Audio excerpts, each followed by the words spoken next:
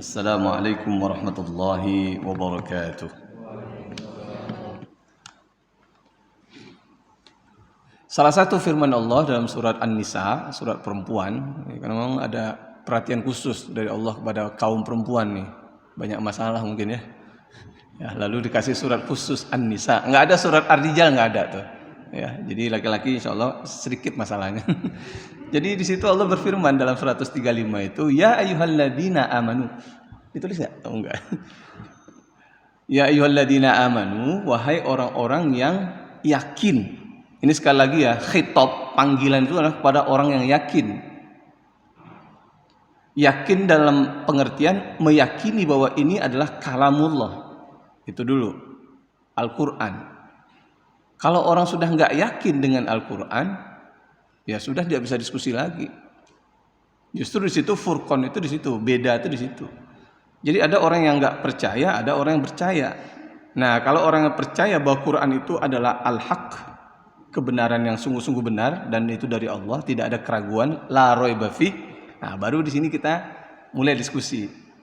Jadi kita harus berangkat dari titik yang sama dulu, sama-sama meyakini bahwa Quran adalah sumber kebenaran dari Allah. Nah, lalu itu Allah berfirman begini, Allah berkata, Allah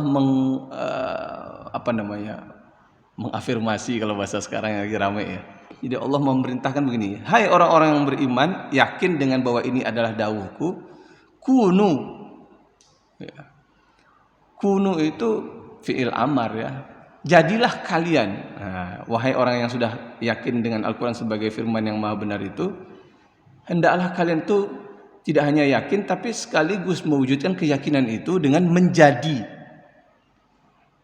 Kunu, kana yakunu, kalau kana itu satu orang, kalau kunu itu banyak, jamak. Kunu qawamin. Wah, qawamin itu diartikan dengan kaum.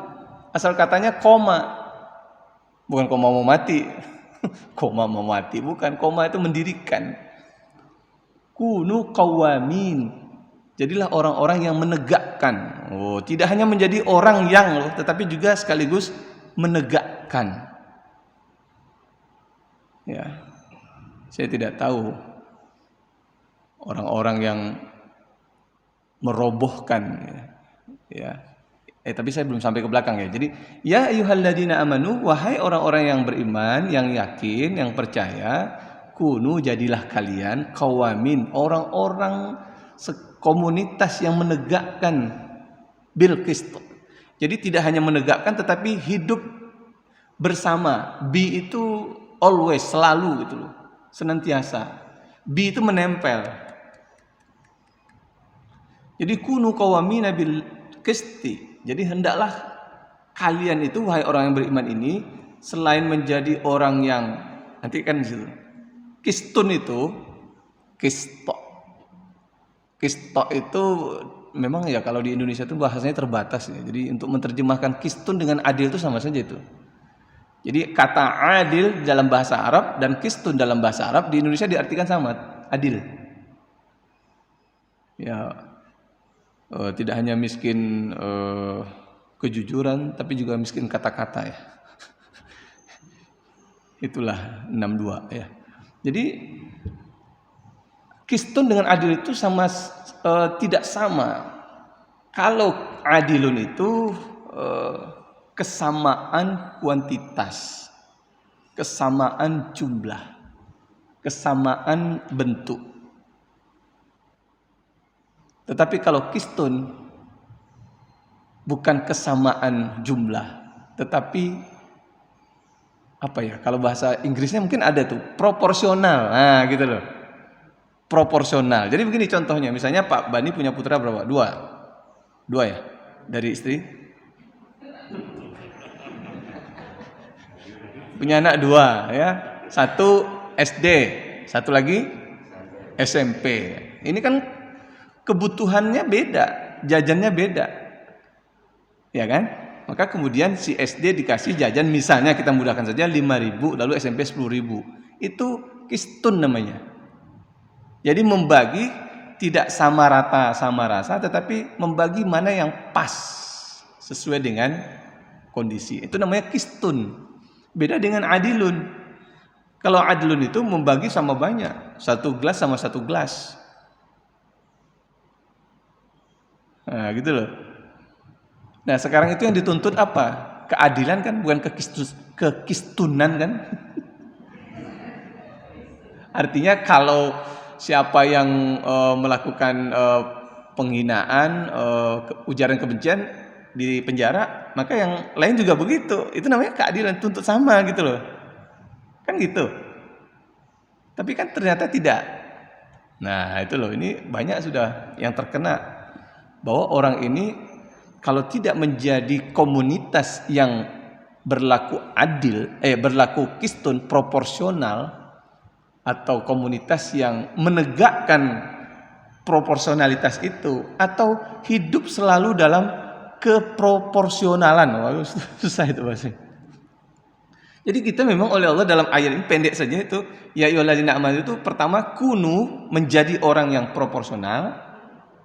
Lalu kemudian qawamun, komunitas masyarakat yang melakukan advokasi, menegakkan. Jadi jangan salahkan ada misalnya yang mengkritik, karena itu mewujudkan ayat ini, meluruskan itu kan ya memproporsionalkan gitu loh.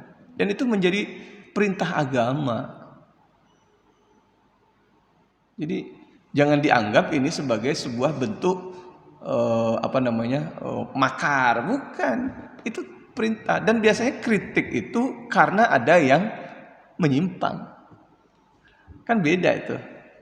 Nah, jadi Bapak Ibu sekalian, dalam ayat yang baru di awal ini saja kita sudah diperintahkan oleh Allah 3 hal itu. Ya ayyuhalladzina amanu kunu, jadi dulu, jadi orang yang proporsional. Katakan adil lah kira-kira begitu. Jadilah orang yang adil, jadilah orang yang kistun.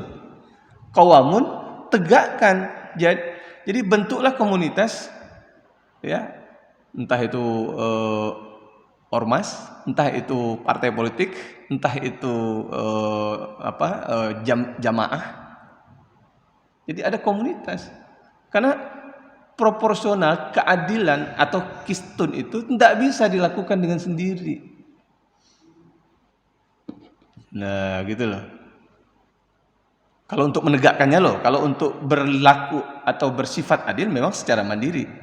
Seperti yang pernah dicontohkan oleh Khalifah Umar bin Abdul Aziz dalam sejarah Khalifah, itu secara indah digambarkan bagaimana profil, ya, prototipe, contoh imam pemimpin yang adil itu.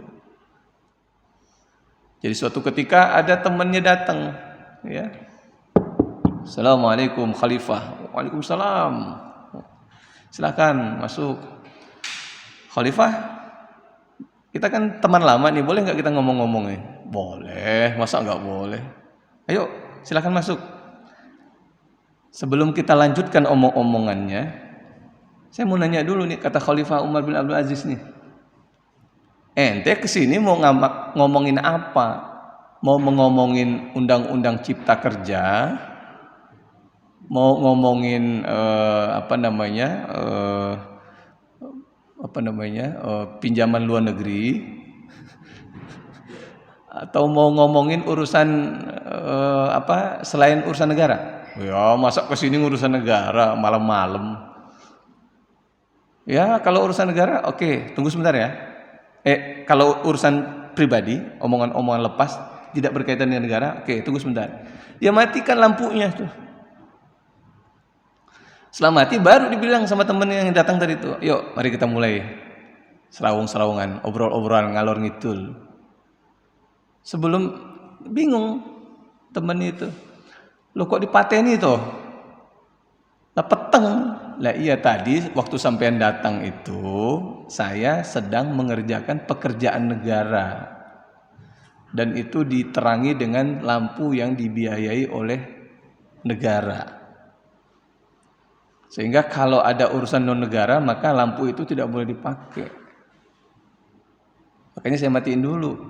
Makanya tadi saya nanya, kita mau bicara negara apa non negara ini? Non negara ya sudah, saya matiin.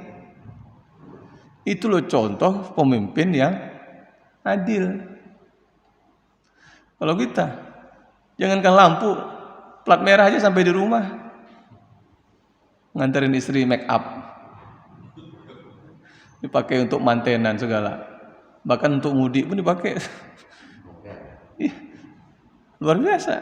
Itu kalau plat merah mah kecil. Ini bantuan sosial pun dimakan tuh. 300.000 per paket diambilin. Kali berapa? Jumlahnya 17 triliun. Itu duit apa duit-duitan ya? Jadi sedemikian contoh yang bisa kita tiru dari keadilan seorang Umar bin Abdul Aziz. Nah itu secara pribadi. Nah kalau secara kelembagaan, komunitas, qawamun, kunu qawamin tadi itu memang harus ada kebersamaan. Makanya kemudian ada yang dibentuk mungkin komunitas menyelamatkan Indonesia, apa namanya? Kami ya, itu komunitas. Ini bukan kampanye, jadi contoh ada lembaga yang secara bersama-sama orang punya komitmen untuk menegakkan keadilan, meluruskan, gitulah. Jadi Bapak Ibu sekalian, perintah Allah ini kepada kita itu, kecuali kita tidak ingin ada di dalam panggilan ini, ya keluar saja dari orang beriman. Gitu. Ya ayyuhallazina amanu kunu qawamina lillah, kunu qawamina bil qist. Syuhada, ya. Syuhada alillah. Apa itu maksudnya? Jadi sikap atau tabiat keadilan. Tapi saya lebih cenderung ke kistun ya, karena kalau adil tadi itu harus sama banyak. Ya, tapi kalau kistun itu tidak harus sama banyak, proporsional. Tapi oke lah, saya ingin kita gunakan kata adil saja, tetapi dengan makna yang tadi itu, adil dalam makna proporsional. Ya, jadi keadilan yang menjadi sifat atau tabiat, keadilan yang menjadi gerakan, keadilan yang menjadi keseharian, living living culture ya. Gitu. Jadi Bilqis itu selalu nempel lah dengan kistun itu, dengan keadilan itu. Itu syuhada alillah, syuhada alillah. Dan itu harus syuhada itu harus ditampakkan. Jadi tidak hanya dimiliki lalu wes cukup, tidak, dia harus dipersaksikan. Syuhada, tunjukkan kalau memang kalian memiliki itu dan kalian memang melakukan gerakan untuk menegakkan keadilan itu. Tunjukkan. Jadi nggak bisa hanya dengan berdiam. Kalau berdiam diri tidak ada dakwah di situ. Nah, kita kan sekarang trennya kan menyelamatkan diri masing-masing. Kita patut mengangkat tangan atau hormat, apresiasi kepada orang-orang yang mau dan masih berani untuk menyuarakan keadilan itu. Sementara kita tidak berani. Jadi memang harus disyuhadakan. Syuhada itu artinya harus dipersaksikan, harus diwujud nyatakan gitu loh. Jadi ya ayyuhalladzina amanu kunu qawwamina bil qisti syuhada alillah. Walau, gitu loh. Luar biasa ini kata Allah. Walau andai pun kesaksian menegakkan keadilan itu akan menimpa dirimu sendiri atau terhadap dirimu sendiri. Jadi jangan adil buat orang lain, tidak adil buat kita. Jadi Allah sudah ingatkan itu, bahwa upaya untuk menjadi adil, menegakkan keadilan itu berlaku kepada siapapun walaupun akan menimpa dirinya sendiri. Nah, kita kan biasanya nggak begitu. Ya. Kalau setiap kendaraan tidak boleh melewati jalur katakanlah busway. Nah, tapi karena kita yang buat aturan kita lewat. Gitu loh. Jadi walau ala anfusikum,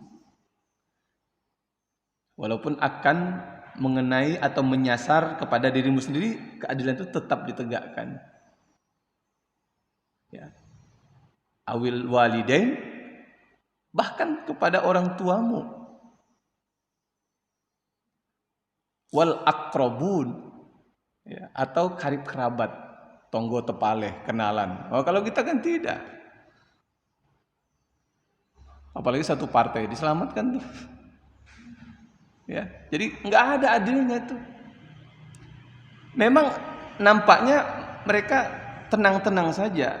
nyaman-nyaman saja, selamat-selamat saja di dunia. Ya, itulah pentingnya akhirat. Karena setiap hal yang luput di dalam di dunia ini akan dituntaskan nanti di akhirat. Jadi pentingnya akhirat itu tidak hanya sekedar berakhirnya kegiatan kehidupan, tetapi juga dalam rangka menuntaskan hal-hal yang tidak tuntas, karena memang di dunia direkayasa untuk tidak tuntas. Nah, gitu loh. Jadi justru kita butuh akhirat. Jadi kunu qawamina lillahi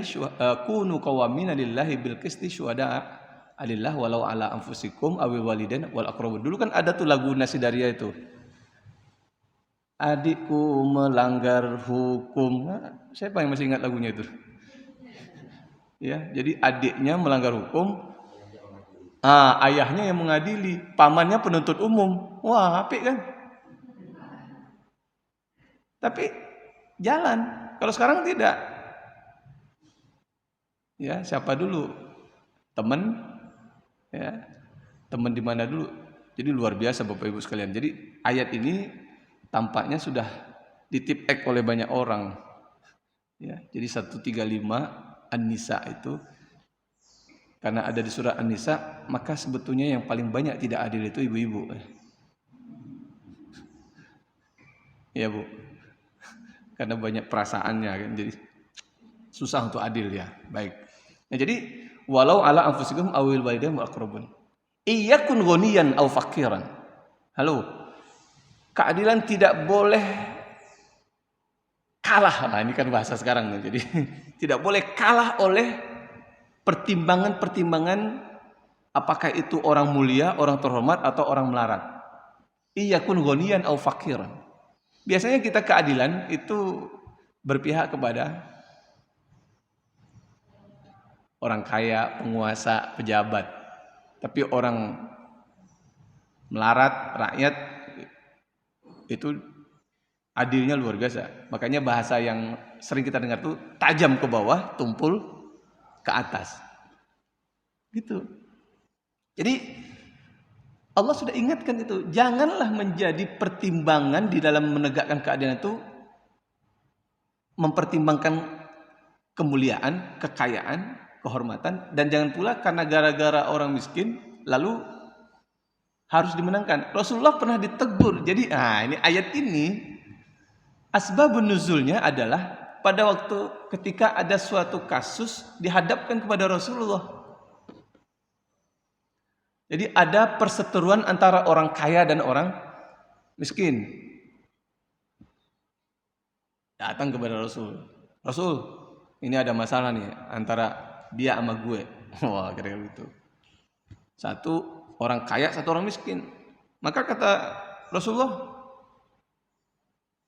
saya akan bela kamu.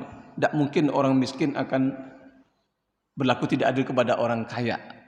Rasulullah tuh mindsetnya, common sense-nya, perasaan spontanitasnya, dia lalu berpihak kepada orang miskin.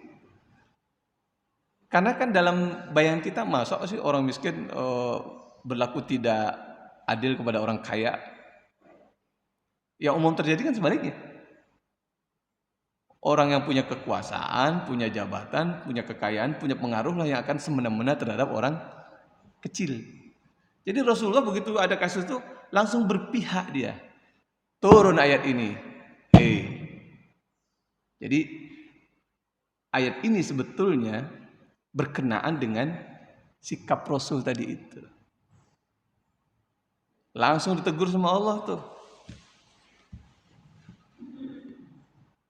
Jadi kata Allah, walaupun ini ayat ini sebab musabab turunnya adalah peristiwa ketika Rasulullah sebelum melakukan check and recheck, cross check, penelitian, penyidikan dan penyelidikan gitu, tiba-tiba sudah berpihak kepada orang miskin yang sedang berurusan dengan orang kaya.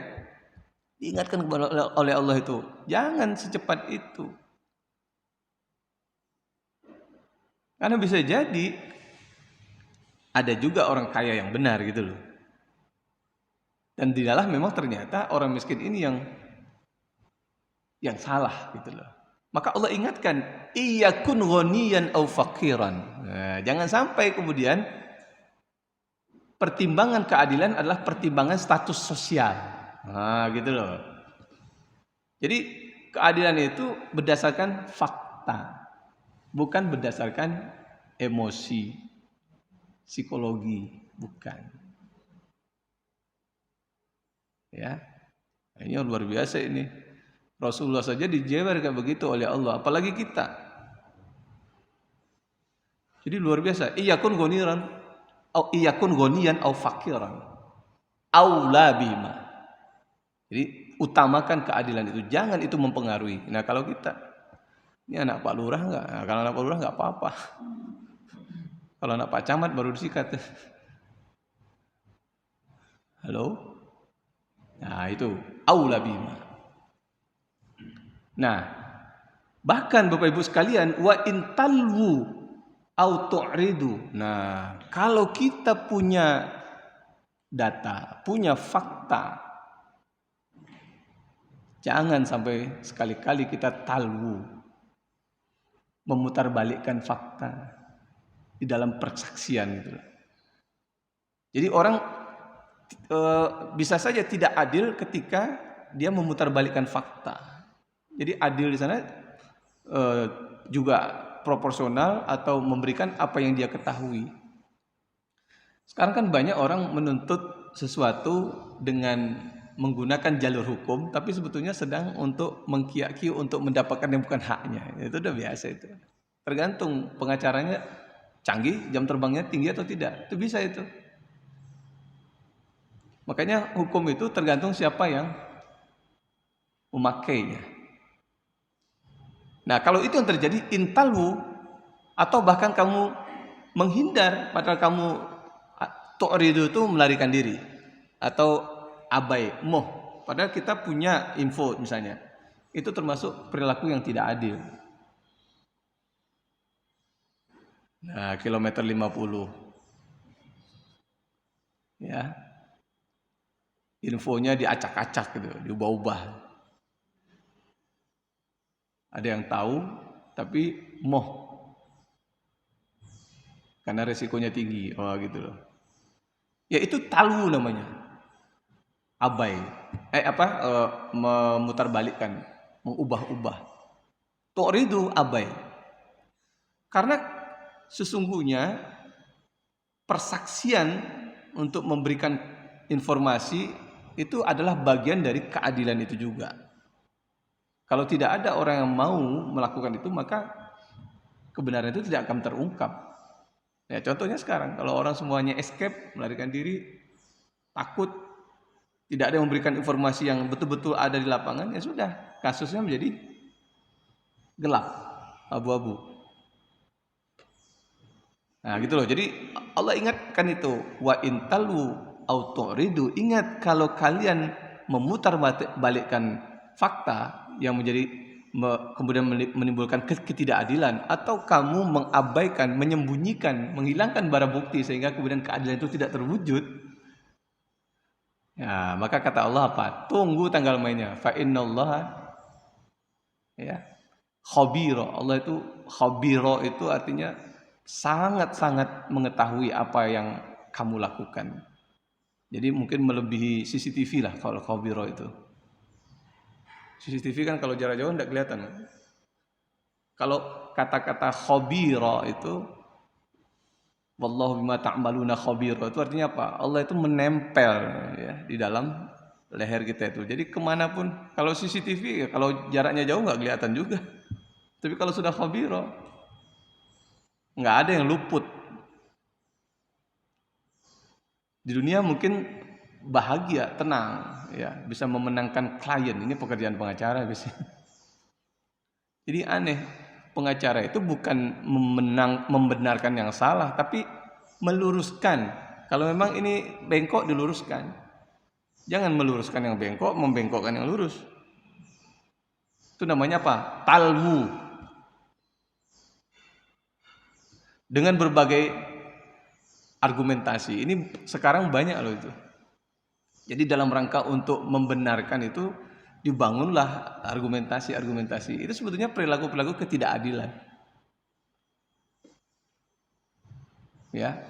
Misalnya kalaulah sudah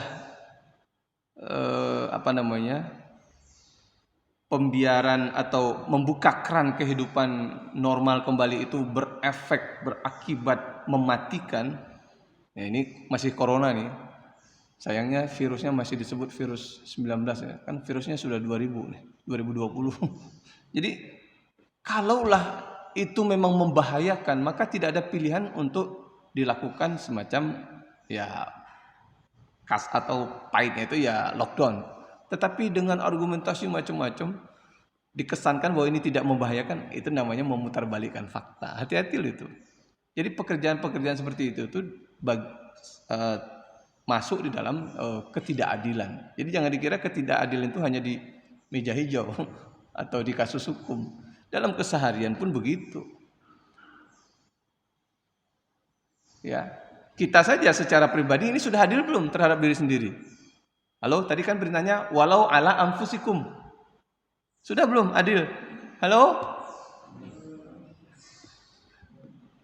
Jadi orang Rasulullah, saya tidak sudah pernah disampaikan di sini. Jadi begini, orang itu beribadah itu karena adil atau karena menjadi pedagang atau menjadi orang budak kemarin ya? Lah kan? Nah, coba yang adil itu apa? Beribadah jadi pedagang atau jadi budak? Bukan. Yang adil itu karena syukur, karena malu. Nah, itu baru adil beribadahnya itu. Yang pas, yang proporsional itu begitu. Jadi kalau memposisikan mencari pahala, mencari keuntungan maksudnya, itu pedagang. Kalau takut dimasukkan Allah ke neraka, itu namanya budak. Itu tidak proporsional. Kan ibadah yang ideal itu kan ibadah yang ahrar itu. Ibadah merdeka. Merdeka dari ketakutan neraka dan harapan surga. Tapi dia berharap melakukan ibadah karena malu, karena terima kasih, dan karena meneguhkan status kehambaan. Nah itu loh. Nggak ada urusan sama pahala neraka. Nah jadi Bapak Ibu sekalian itu adil, proporsional. Nah jadi Bapak Ibu, kita memang akhir-akhir ini dihadapkan kepada kenyataan ayat ini sudah nggak dipakai. Ya, jadi suka-suka mau gue ini sekarang. Ya, tapi oke lah, itu urusan masing-masing. Nanti akan ada pertanggungjawabannya. Jadi yang penting kita jangan sampai menjadi bagian.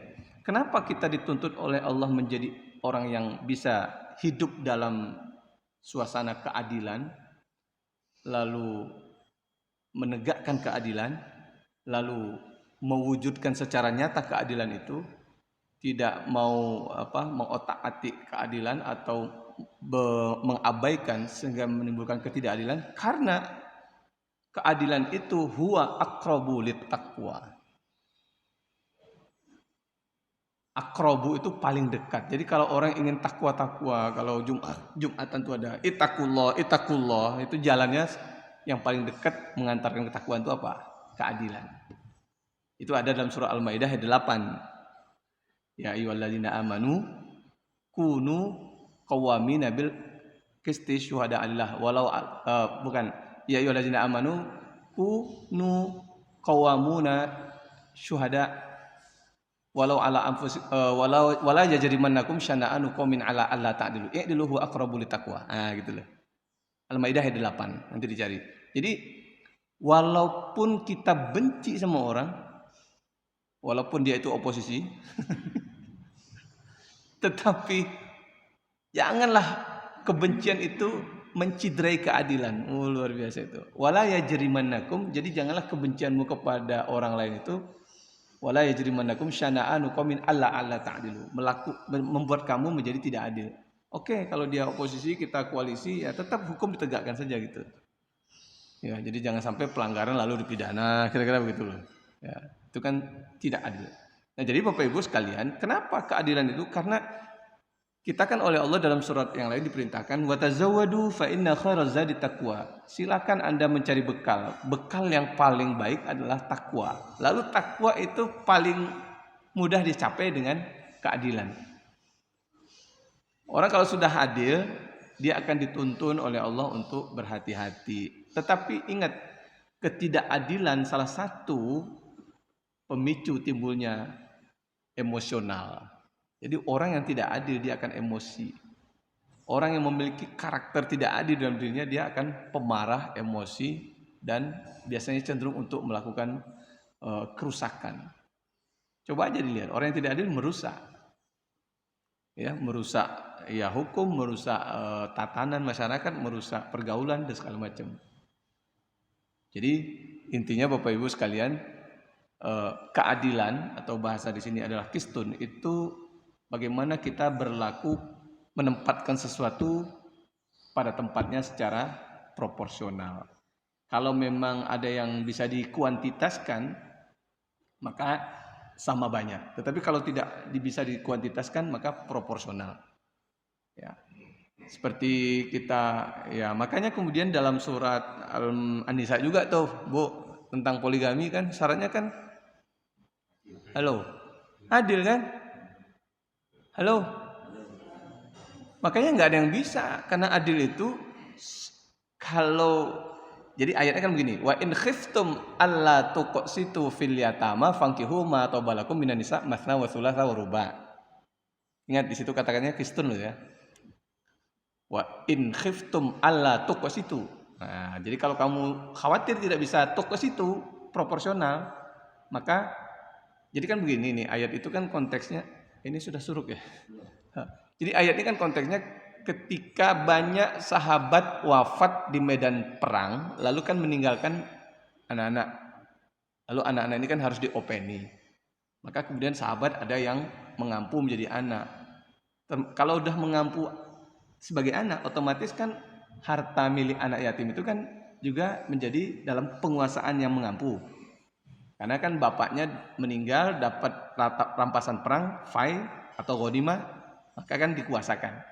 Nah, kadang-kadang sahabat itu tidak bisa membedakan atau kadang lupa untuk memisahkan harta dia sama harta anak yatim.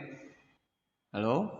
Terjadi percampuran. Nah, kalau di kita kan gono gini lah kira-kira. Nah, supaya tidak menimbulkan dosa atas menikmati harta anak yatim, kata Allah, nikahi itu.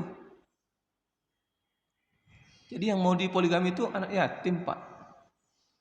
Bukan masih yang perawan kinyis-kinyis. Jadi orang yatim itu artinya orang yang secara sosiologis mengalami ketidakberdayaan. Orang tuanya hilang. Otomatis mungkin juga ekonominya tidak seideal yang masih ada punya orang tua. Mungkin secara masyarakat dia minder. Jadi orang-orang yang katakanlah bukan underestimate. Orang-orang di bawah garis normal gitu loh. Nah, ini kalau konsep ini dibawa lagi, poligami itu ya di bawah cantik, di bawah pinter. Jadi intinya orang-orang yang mesake itu yang dipoligami. Nggak ada yang mau kata Pak Bani. Ya memang konsepnya konsep nafsu. Kalau konsep Quran itu pernikahan itu, poligami maksudnya, itu adalah mengangkat harkat martabat anak yatim. Tuh, monggo mulai dipikirkan kalau mau poligami. Jadi jangan yang dilihat tuh daun mudanya, ya, daun kelor gitu. Jadi begitu. Nah, wa in khiftum alla tuqsitu. Kalau kamu nggak bisa proporsional, kata Allah, dengan harta anak yatim itu nikahi. Kalau sudah nikah kan menjadi harta ugono gini tuh. Harta bersama boleh, yuk makan, ambil boleh, karena sudah menjadi harta bersama. Kalau tidak bahaya. Nah, gitu loh. Oke, sampai 4 ya. Wa in khiftum alla tuqsitu fil yatama faminghu ma tabalakum minan nisa matsna wa thulatsa wa ruba. Wa in khiftum alla ta'dilu fawaidah. Nah, kalau di situ katanya i'dilu di atas qistun. Wong kalau tidak bisa proporsional ada kemungkinan untuk dipoligami. Tapi kalau tidak bisa nanti berbagi Ya, yang secara kuantitatif harus sama. Dulu tadi ingat, kalau dulu kan keadilan yang sama, 10-10, 11-11. Nah sekarang waktunya 24 jam sehari semalam, beda 1 menit saja itu tidak adil. Iso nggak bisa 12 jam di rumah istri muda, 12 jam di rumah istri tua. Ya, antara rumah istri tua, istri muda, nanti di jalan ada macet, wah kurang 5 menit. Nah, tidak adil loh. Makanya kemudian ada yang coba apa? Dibuat satu rumah, istri pertama dan kedua. Ya nanti kan kamar sana, kamar sini kan beda lagi menitnya. Nggak ada yang bisa. Makanya yang bisa memiliki sifat adil hanya Allah. Manusia nggak bisa. Jadi intinya sebetulnya poligami itu ya semacam jebakan Batman Allah itu. Ojo nekat orang iso adil. Nah, jadi sebetulnya itu loh intinya. Tidak ada kemungkinan poligami loh sebetulnya. Kalau tidak bisa adil. Nah makanya yang bisa apa? Kistun itu proporsional saja. Ya kalau udah tua kan ya udah udah loyo ya sudah, yang muda aja lebih banyak waktunya kan gitu. Ya proporsional itu loh. Jadi kalau keadilan yang menjadi ukuran untuk poligami nggak bisa. Yang bisa itu proporsional. Artinya apa? Ibu-ibu salah dalam memberikan argumentasi larangan poligami kalau keadilan yang disodorkan. Nggak akan bisa. Jadi sekali lagi semangat poligami itu semangat mengentaskan ya wanita, katakanlah status sosial wanita yang kurang beruntung gitu loh. Jadi mengangkat harkatnya gitu. Nah ini nih kajian Anisa juga. Tapi yang tadi kita kembali yang tadi bahwa mari kita berupaya untuk mengamalkan ayat ini 135 surah An-Nisa. Apa itu? Menjadi orang yang memiliki tabiat kistun, ya, adil proporsional itu, kemudian berupaya semaksimal mungkin hidup bersama keadilan itu. Jadi termasuk hidup bersama keadilan itu ya berkumpul juga sama orang-orang yang adil. Jangan berkumpul sama orang yang tidak adil, pasti katut. Lalu yang ketiga, melakukan upaya gerakan menegakkan keadilan itu juga. Lalu yang keempat apa? Mewujudkan, ya, mempersaksikan keadilan itu. Jadi sekali-sekali ya berani ngomong lah. Ya kayak yang kemarin berita baru muncul tuh, Marzuki Ali baru mulai ngomong. Kira-kira begitu. Itu kan dalam rangka mempersaksikan keadilan itu. Ini berapa hektar untuk pesantren diuber-uber, sementara berapa juta hektar diabaikan saja, ya kan? Ini kemana keadilannya itu? Nah, kemudian jangan sampai keadilan itu dikalahkan oleh pertimbangan-pertimbangan lain. Ya. Jangan karena iba lalu kita bela, tidak boleh. Lalu karena kita dapat dapat rekening lalu kita bela, nggak boleh. Ya kemarin ya Pak ini ya, jadi sekarang tuh banyak hakim-hakim yang model anjing. Wah agak keras ini. Saya boleh ngomong itu karena ngomong hadis aja, ngutip hadis. Jadi saya alan nasi zamanun, akan datang zamannya nanti di manusia itu ru'asa'uhum kal asad. Nah, pemimpinnya seperti singa. Singa itu apa? Makanin, termasuk rakyatnya dimakan. Karena dia raja, suka-suka dia. Halo? Lalu wuzara'uhum kadhi'ab. Menteri-menterinya kayak serigala, cari-cari muka, kadang overacting, ngalahin majikannya. Majikannya enggak ngomong apa-apa, tapi menterinya ngomongnya Ya, lalu yang ketiga apa? Al-qudatuhum kalkilab. Penegak hukumnya kayak anjing. Anjing tuh kalau dikasih daging merem, diam. Tapi kalau tidak, gonggongin. Majikannya pun digonggong. Nah, wa katsirun minan nas, dan rakyatnya kal aghnam, kayak kambing. Kambing itu kan cuman jadi gembala, giring sana, giring sini, suruh demo. Ya persis kayak kambing. Kambing itu kan tidak pernah protes. Mau dibawa makan, cari rumputan ya, meh. Ya, dibawa ke pasar dagang ternak, meh. Mau disembelih Idul Kurban, meh. Jadi orang yang tidak punya kritis, tidak punya pendirian ya sudah, kambing. Tinggal pilih mau jadi kambing, mau jadi anjing, mau jadi singa, atau mau jadi serigala. Tidak ada yang mau dipilih. Jadi kelinci katanya, ya. Atau menjadi Pinocchio. Kelinci percobaan pula kan. Nah, jadi Bapak Ibu itu maksud saya banyak orang yang sudah tidak lagi bisa menegakkan keadilan itu karena ada pertimbangan-pertimbangan lain. Ikatan emosional, ikatan sosiologis, ikatan politis segala macam tuh. Nah, itu yang disebut dengan apa? Iyakun ghaniyan au faqiran. Kadang kemiskinan membuat kita iba, lalu kita tidak adil.